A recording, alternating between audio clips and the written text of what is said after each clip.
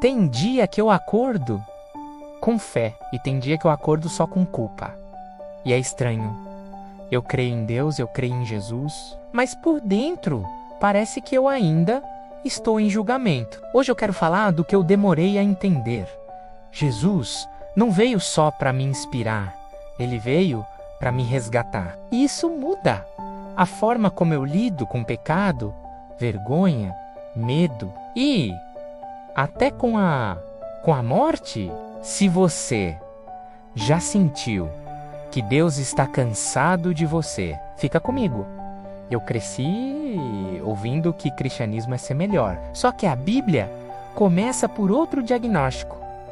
Não é falta de ajuste, é culpa e separação. Romanos diz que todos pecaram e que Deus é justo. Ou seja, o problema não é só que eu me sinto mal, é que eu realmente errei diante de um Deus santo. E aqui vem uma pergunta desconfortável. Se Deus é justo, como ele pode simplesmente passar pano? Se ele fizer isso, ele não é justo.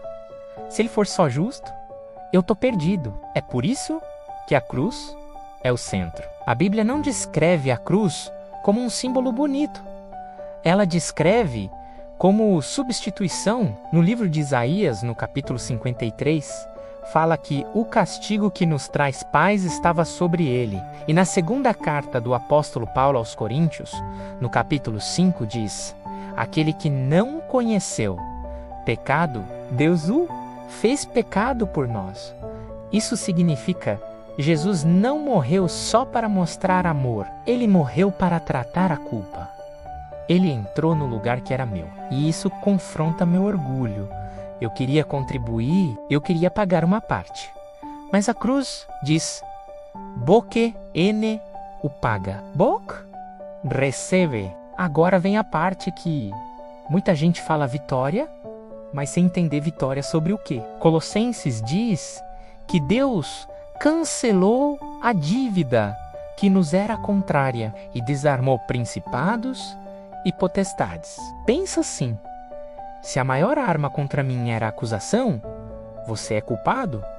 Então, quando a dívida é cancelada, a acusação perde base. Hebreus diz que Jesus vence aquele que tinha o poder da morte e liberta os que viviam escravizados pelo medo. Vitória não é eu ficar forte, é a cruz arrancando a arma da mão do acusador.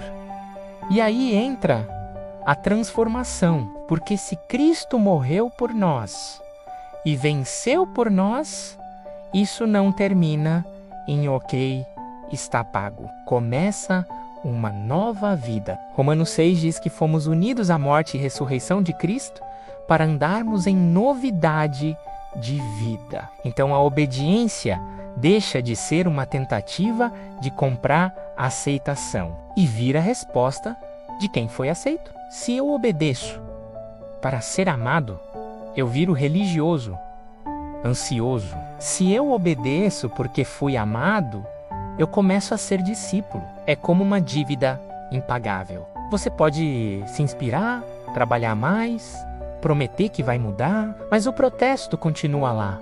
A cruz é alguém pagando a dívida.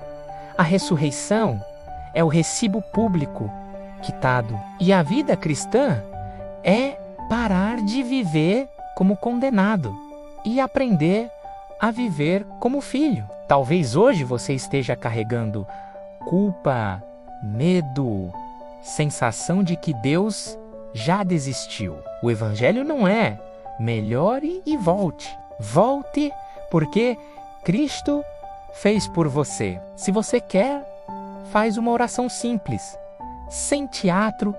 Deus, eu parei de fingir. Eu preciso de perdão, não de desculpas. Eu confio em Cristo. Me ensina a viver como quem foi alcançado, e se você caiu de novo, não fuja. Volte. A cruz não foi uma tentativa, foi um resgate.